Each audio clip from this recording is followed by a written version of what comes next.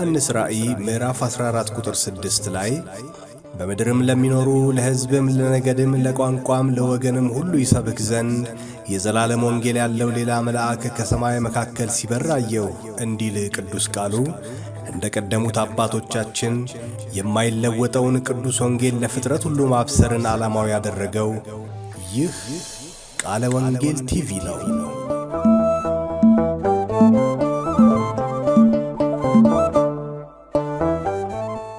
ከእግዚአብሔር ከአባታችን ከጌታም ከኢየሱስ ክርስቶስ ጸጋና ሰላም ይብዛላችሁ። እንደምንሰነበታችሁ የሰላም አምላክ እግዚአብሔር ለዘላለም የተባረከና የተመሰገነ ይሁን። ጌታ ኢየሱስ ክርስቶስ ይባረክ።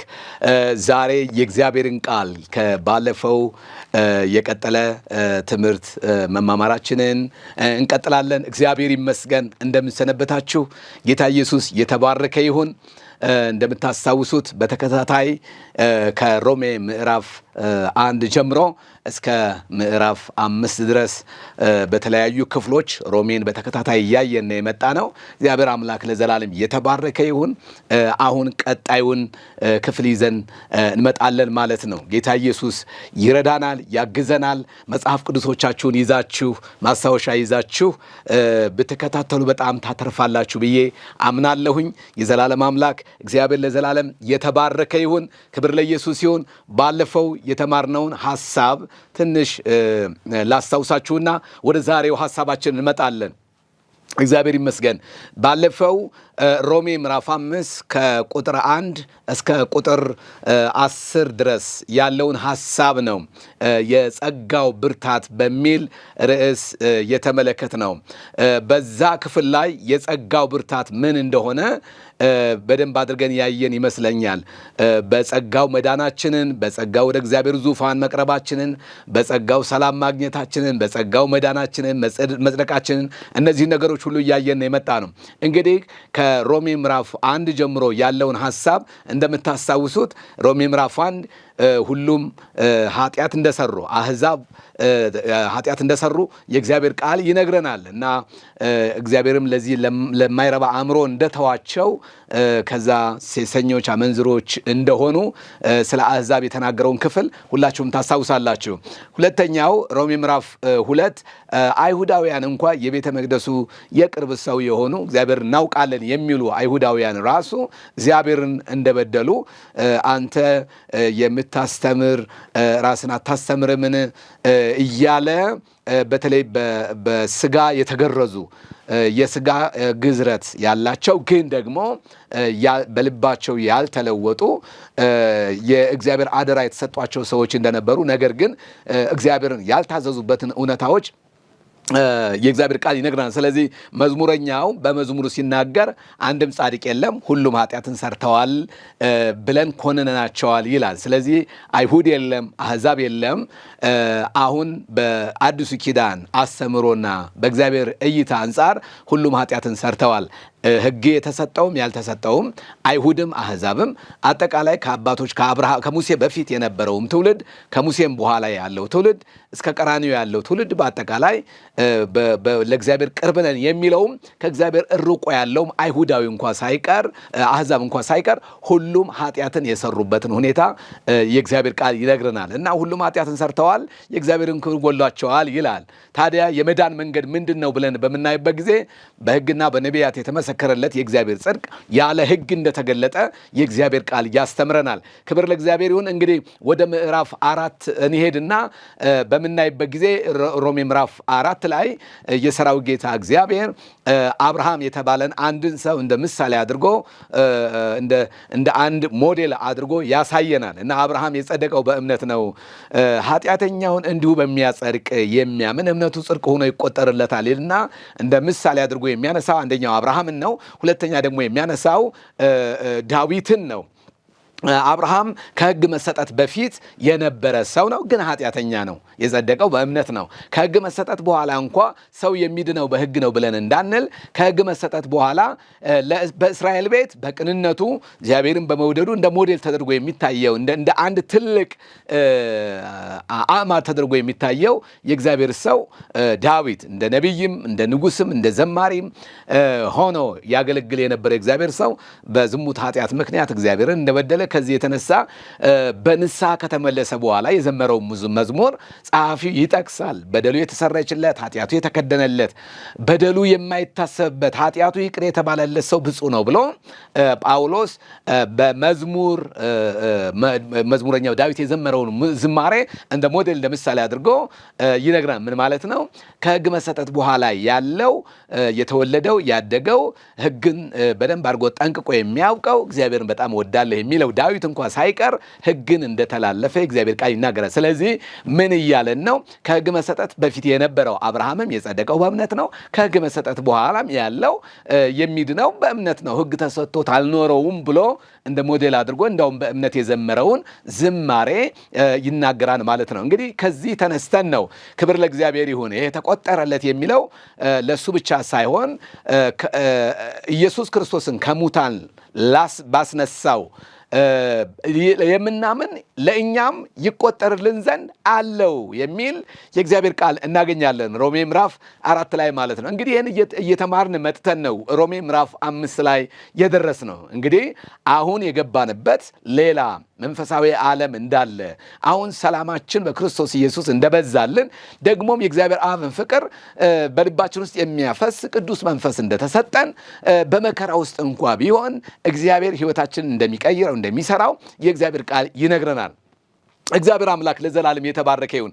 የዛሬው ሐሳባችን ከሮሜ ምዕራፍ 5 ቁጥር 12 እስከ ቁጥር 21 ድረስ ያለውን ሐሳብ ነው ጠቅለል አድርገን የምንመለከተው ማለት ነው። የምፈልገውን የመጽሐፍ ቅዱስ ክፍል ላንብብላችሁና አብረን ጸልየን የእግዚአብሔርን ቃል እንካፈላለን። እግዚአብሔር ይመስገን። ሮሜ ምዕራፍ 5 ቁጥር 17 ላይ እንደዚህ ይላል፣ በአንዱ በደል ሞት በአንዱ በኩል ከነገሰ። ይሄ መንገስ የሚለውን በደንብ አድርጋችሁ ያዙልኝ። በአንዱ በደል ሞት በአንዱ በኩል ከነገሰ፣ ይልቁንም የጸጋ ብዛትና የጽድቅ ስጦታ ብዛት ይላል የሚቀበሉ የጽድቅን ስጦታ ብዛት የሚቀበሉ በአንዱ በኢየሱስ ክርስቶስ በኩል በሕይወት ይነግሳሉ የሚል የእግዚአብሔር ቃል እናገኛለን። ክብር ለእግዚአብሔር ይሁን። የዛሬው ርዕሳችን ማስታወሻ ያዙ፣ በክርስቶስ የተመለሰው አዲሱ የሕይወት ስርዓት የሚል ይሆናል። መንፈስ ቅዱስ እንዲያስተምረን እንጸልያለን። እግዚአብሔር አባታችንና አምላካችን ሆይ በጌታ በኢየሱስ ክርስቶስ ስምና ስልጣን ስለዚህ የተወደደ ጊዜ እጅግ አድርገን እናመሰግንሃለን። የአባቶቻችን የአብርሃም የይስሐቅ ያዕቆብ አምላክ ማንም ሊቀርበው በማይችል ብርሃን ውስጥ የምትኖር ዛሬ በጌታ በኢየሱስ ክርስቶስ ስምና ስልጣን መዳናችንን መጽደቃችንን እግዚአብሔር ሆይ ለሙታን ሕይወትን በሚሰጠው የሌለውን እንዳለ አድርጎ በምትጠራው በአንተ በማመናችን ጽድቅ ሆኖ ተቆጥሮልናል። የዘላለምን ሕይወት አግኝተናል። አሁን በኩነኔ በፍርድ ስር ሳንሆን አሁን ያለነው በክርስቶስ ኢየሱስ ውስጥ ባለ የሕይወት መንፈስ ውስጥ ነው። እግዚአብሔር ሆይ እጅግ አድርገን እናመሰግንሃለን። ስለ መዳናችን አመሰግንሃለሁ። ስለ መጽደቃችን አመሰግንሃለሁ። በሰው ጥረት፣ በሰው ትጋት፣ በሰው ድካም ሳይሆን ልጅ ኢየሱስ ክርስቶስ በሰራው በታዘዘው በደከመበት ጽድቅ እኛም ጻድቃን ሆነን እንድንቆጠር እድል ስለሰጠን እግዚአብሔር ሆይ አመሰግንሃለሁ። ለስም ክብር ይሁን። ይህንን መልእክት የሚሰሙ በምድሪቱ ሁሉ ላይ ያሉ በገጠርና በከተማ ያሉ እህቶችና ወንድሞች ሁሉ የተባረኩ እንዲሆኑ እጸልያለሁ። አምላኬና አባቴ እግዚአብሔር ሆይ በጌታ በኢየሱስ ክርስቶስ ስምና ስልጣን እጸልያለሁ። ይህ እውነት ወደ ትውልዱ እንዳይደርስ የሚከላከል የትኛውም የጨለማ ሥራ ሁሉ ለዘላለም የተሰበረ ይሁን። እግዚአብሔር ሆይ በጌታ በኢየሱስ ስም በክርስቶስ በመድኃኒታችን የተሰራውን ይህንን በሞቱና በትንሣኤው የተሰራውን የትንሣኤ ሕይወት፣ የክብር ሕይወት፣ የዘላለም ሕይወት፣ የማይጠፋ ሕይወት፣ የሚያደበዝዝ የሰው ትምህርት እግዚአብሔር ሆይ ምድሪቱን የሞላ እግዚአብሔር ሆይ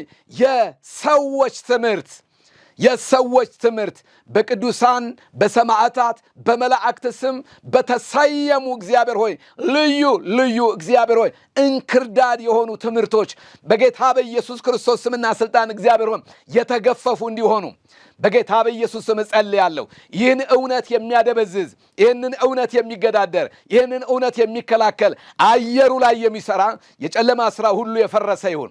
የጨለማ ጉልበት ሁሉ የተመታ ይሁን በጌታ በኢየሱስ ስም። ይህንን የከበረውን እውነት ሰዎች እንዳይሰሙ የሚከለክል ሁሉ የተሰበረ እንዲሆን እጸልያለሁ። ሊፈርስ የተገባው ይፍረስ በጌታ በኢየሱስ ክርስቶስ ስምና ስልጣን እጸልያለሁ። እግዚአብሔር ሆይ ይህንን የከበረ እውነት ጌታ ሆይ ሰዎች መረዳት እንዲችሉ ጌታ እግዚአብሔር የሰዎች ልብ እንዲከፈት ጸልያለሁ። ሐዋርያው ጳውሎስ በሁለተኛ ቆሮንቶስ ምዕራፍ 4 ላይ ሲናገር የክብሩ ወንጌል ዕውቀት ብርሃን እንዳያበራላቸው የዚህ ዓለም አምላክ አእምሯቸውን አሳወረ ይላል። በጌታ በኢየሱስ ስምና ስልጣን አእምሮን የሚያሳውር የዚህ ዓለም ገዢ በትምህርት የገባ በሰው ሐሳብ የገባ በልምድ የገባ በተለያየ መንገድ ሲወራረድ በመጣ ባህላዊ ነገር የሰውን አእምሮ ሞልቶ የያዘ ነገር ሁሉ የተቃጠለ ይሁን፣ የፈረሰ ይሁን፣ የተገለበጠ ይሁን፣ የተመታ ይሁን። እግዚአብሔር ሆይ ለብዙ ሺህ ዓመታት በምድራችን ላይ የተሰበከ እንክርዳድ የተቃጠለ ይሁን እጸልያለሁ። የፈረሰ ይሁን፣ ከሰው አእምሮ ላይ ይሰበር። እግዚአብሔር ሆይ በጌታ በኢየሱስ ክርስቶስ ስም ወደ እግዚአብሔር የሚያቀርቡ የሚመስሉ ወደ እግዚአብሔር ግን የማያቀርቡ እግዚአብሔር ሆይ ልዩ አመለካከቶችና አስተሳሰቦች፣ ልዩ ፍልስፍናዎች፣ ከሰው የወጣ ከምድር የሆነ ጥበብ ሁሉ በጌታ በኢየሱስ ስም የተቃጠለ ይሁን ጸልያለሁ። ጌታ እግዚአብሔር ሆይ መጽሐፍ ሲናገር ጳውሎስ የሚናገረውን ትሰማ ዘንድ የሊዲያ ልብ ከፈተላት ተብሎ እንደተጻፈ አቤቱ እግዚአብሔር ሆይ በኢየሱስ ክርስቶስ ስምና ስልጣን እጸልያለሁ። አምላኬ የሰዎች ልብ የተከፈተ ይሆን፣ ምሕረት ይብዛ ጌታ ሆይ። ኧረ ሃሌሉያ። አምላኬና አባቴ እግዚአብሔር ሆይ የሊዲያን ልብ ረድተህ አግዛት። ጳውሎስ ሲናገር የነበረው ነገር እንድትሰማ እንደረዳት ያም እርዳታ ያም እገዛ የፊልጵስዩስ ቤተ ክርስቲያን እንዲመሰረት በዛች ብላቴና አማካኝነት በፊልጵስዩስ ወንጌል እንዲሰበክ ምክንያት እንደሆነች ሁሉ ዛሬም ይህንን እውነት ሰምተው ለብዙ በረከት የሚሆኑ ሰዎች ይፈጠሩ ዘንድ የብዙ ሰዎችን ልብ እንድትከፍት እኔ ጸልያለሁ። እግዚአብሔር ሆይ የካህናትን የአባቶችን እግዚአብሔር ሆይ የአገልጋዮችን የዲያቆናትን የዘማሪያንን እግዚአብሔር ሆይ ልዩ እምነት የሚከተሉትን ሰዎች ልብ እንድትነካ ጸልያለሁ። በኢየሱስ ክርስቶስ ስም ሊድኑ የተገባቸው ዛሬ ሰዎች ከዛሬዋ ዕለት አይለፉ ጌታ ሆይ። የመዳን ቀን ዛሬ ነውና ከዚህ ቀን አይለፉ ጌታ ሆይ። በኢየሱስ ስም እለምንሃለሁ። የእግዚአብሔር መንፈስ ምድሪቱን እንዲሸፍን እጸልያለሁ። የክርስቶስን ወንጌል የሚቃወም ሁሉ በጌታ በኢየሱስ ስም የተገፈፈ ይሁን። እግዚአብሔር አባታችን ለዘላለም እናመሰግንሃለን። ስለረዳህን ተባረክ። በጌታ በኢየሱስ ክርስቶስ ስም አሜን። እግዚአብሔር አምላክ ለዘላለም የተባረከና የተመሰገነ ይሁን። ጌታ ኢየሱስ ይባረክ። በክርስቶስ ኢየሱስ ያገኘነውን አዲሱን የሕይወት ሥርዓት አብረን እንመለከታለን። ጳውሎስ በሮሜ ምዕራፍ 5 ቁጥር 17 ላይ የተትረፈረፈውን ጸጋ እና የጽድቅን ስጦታ የሚቀበሉ በሕይወት ይነግሣሉ ይላል። አዲሱ መደበኛ ትርጉም ነው። እግዚአብሔር የተመሰገነ ይሁን። በአንዱ መታዘዝ ምክንያት የመጣ ነው። በአንዱ ሰው መታዘዝ የመጣ ምን የተትረፈረፈ ጸጋ እና የጽድቅ ስጦታ። እግዚአብሔር የተመሰገነ ይሁን። በዚህ ክፍል ላይ ሮሜ ምዕራፍ 5 ከቁጥር 12 ጀምሮ ያለውን ሐሳብ በምታዩበት ጊዜ በአንዱ በአዳም አማካኝነት ሞት ወደ ዓለም እንደገባ የእግዚአብሔር ቃል ይናገራል። በአንዱ አለመታዘዝ ሞት ወደ ዓለም ገብቷል። ለምን አላነብላችሁም? ሮሜ ምዕራፍ 5 ቁጥር 12 ላይ ስለዚህ ምክንያት ኃጢአት በአንድ ሰው ወደ ዓለም ገባ ይላል። ዓለም የሚለው ኮስሞ የሚለውን የግሪኩን ቃል ይተካልናል። ዓለም ማለት እኛ ያለንበትን ይህንን ዩኒቨርስ ወይም ደግሞ የምንኖርባትን ፕላኔት ሊያሳይ ይችላል። ከዚህ ባለፈ ዓለም ማለት የሕይወት ስርዓት ነው። የሕይወት ስርዓት ነው። ስለዚህ በአንዱ በአዳም አማካኝነት እኛ ወደ ምንኖርበት ዩኒቨርስ ኃጢአት ገብቷል፣ ወይም ደግሞ ወደ ላይፍ ሲስተማችን ኃጢአት ገብቷል። በአንዱ በአዳም አለመታዘዝ ምክንያት ኃጢአት ወደ ሰው ሁሉ እንደደረሰ ወደ ዓለም እንደገባ የእግዚአብሔር ቃል ይናገራል። ምን ማለት ነው? አዳም በመጀመሪያ በእግዚአብሔር መልክና ምሳሌ የተፈጠረ ሰው ነው። ከውድቀት በፊት የነበረውን ሰው በዘፍጥረት ምዕራፍ 1 እና 2 በምናይበት ጊዜ በእግዚአብሔር መልክ የተፈጠረ እግዚአብሔር ሁሉን ከፈጠረ በኋላ በመጨረሻው ቀን በስድስተኛው ቀን እግዚአብሔር ሰውን በመልኩ ፈጠረው ይላል። እግዚአብሔር በምሳሌው ፈጠረው ይላል። እግዚአብሔርን የሚመስል አይደንቲቲ እንዲኖረው ፈጠረው ይላል። እግዚአብሔር በመላእክት መልክ አይደለም የሚለው፣ በሰው መልክ አይደለም የሚለው፣ ሰውን በመልኩ ፈጠረው ይላል። እሱ ብቻ ሳይሆን በምሳሌውም ፈጠረው ይላል። ስለዚህ እግዚአብሔር ማንነቱን አካፍሎታል። እግዚአብሔር ባህሪውን አካፍሎታል። ጽድቁን፣ ቅድስናውን፣ ጥበቡን ሁሉ አካፍሎታል። ስለዚህ እግዚአብሔር በፈጠራት ፕላኔት ላይ ገዢ እንዲሆን እግዚአብሔር ገዢ አድርጎ እንደባረከው ስልጣን እንደሰጠው በምድር ላይ በሰማይም የሚበሩትን ሁሉ እንዲገዛ መብት እንደተሰጠው የእግዚአብሔር ቃል ይናገራል። ይሄ የመጀመሪያው ሰው የነበረበት ማንነት ነው። በጣም የሚያስደንቀውና የሚገርመው ብቻውን እንዳይሆን የሰራዊት ጌታ እግዚአብሔር ረዳት እንደሰራለት ከዛም አልፎ ደግሞ የሚኖርበትን ኤደንን እንደሰራለት ወስዶም በዛ በኤደን እንዳስቀመጠው የእግዚአብሔር ቃል ይናገራል። ክብር ለመድኃኒታችን ለእግዚአብሔር ይሁን። እንግዲህ የሰው የመጀመሪያው ኦሪጂናል ማንነቱ ይሄ ነው። እግዚአብሔርን የሚመስል ማንነቱ ይሄ ነው። እግዚአብሔርን የሚገልጥና የሚያሳይ ባህሪው ይሄ ነው። ወሰደና በኤደን ገነት አስቀመጠው፣ በከበረ ስፍራ አስቀመጠው። ደግሞም እግዚአብሔር እንዳዘዘው የእግዚአብሔር ቃል ይናገራል። ለመድኃኒታችን ለእግዚአብሔር ክብር ይሁን። በዚህ አይነት ምን ማለት ነው? የሰራውን ሰው በጣም ቀለሙ በሚያምር በጣም ደስ የሚል አፓርትመንት ውስጥ ወስዶ ኤደን በሚባለው ቤት ውስጥ እንዳስቀመጠው አንድን ቤት በአእምሯችሁ እየሳላችሁ ብትሰሙ ደስ ይለኛል። ወሰደና እዛ የከበረ በእግዚአብሔር ዲዛይን በተደረገ ኢንጂነሩ እግዚአብሔር በሆነ ዲዛይነሩ እግዚአብሔር በሆነ በከበረ ስፍራ ውስጥ እግዚአብሔር ወስዶ አስቀመጠው። ነገር ግን የዘፍጥረት መጽሐፍ እንደሚነግረን ምዕራፍ 3 ላይ በአዳም ምክንያት በሔዋን አለመታዘዝ ምክንያት በሁለቱ አለመታዘዝ ምክንያት እግዚአብሔር ከተናገረው ነገር ይልቅ ሰይጣን የሚናገረውን በማመናቸው ምክንያት እግዚአብሔርን ያልታዘዙበትን ክፍል መጽሐፍ ይናገራል። እንደውም የእግዚአብሔር ቃል በገነት ካለው ሁሉ ትበላለህ፣ ነገር ግን በኤደን ገነት ውስጥ ካለው ክፉንና መልካሙን የሚያሳውቀውን ዛፍ እንዳትበላ፣ በበላህ ቀን ሞትን ትሞታለህ ብሎ እግዚአብሔር አዘዘው። ስለዚህ አዳም እግዚአብሔርን አልታዘዘም። አትብላ የተባለውን በላ፣ አትብላ አትብይ የተባለውንም በላች። ስለዚህ በአንዱ በአዳም አማካኝነት አጠቃላይ ይሄ ምድር ተረገመ። እንደምታስታውሱት ካንተ የተነሳ ምድር የተረገመች ይሁን ብሎ እግዚአብሔር ረገመ። ግን ከኤደን ገነት ሊያስወጣው ሲል እግዚአብሔር ተስፋ ሰጥቶት ነበረ። ከሴቷ የሚወለደው ዘር የእባቡን ራስ ምን እንደሚያደርገው እንደሚቀጠቅጠው ራሱን ነው። ራስ ማለት ፈቃዱን ነው። ራስ ማለት ስልጣኑን ነው። ራስ ማለት እውቀቱን ነው። ስለዚህ ከሴቷ የሚወለደው ዘር የእባቡን ራስ እንደሚቀጠቅጠው እግዚአብሔር ተስፋ ሰጠው። በጣም የሚገርም ነገር ነው። እግዚአብሔር የተመሰገነ ይሁን። አንድ ነገር እባብ ራሱን ተመታ ማለት ሕይወት የለውም ማለት ነው። አንድ ነገር ራሱ ከተመታ በሕይወት መኖር አይችልም። ስለዚህ ወገቡን ብትመቱት፣ ጭራውን ብትመቱ፣ ምኑን ብትመቱት ወገኖች ምናልባት የማንሰራራት እድል ሊኖረው ይችላል። ራሱን ከተመታ ግን በሕይወት መኖር አይችልም።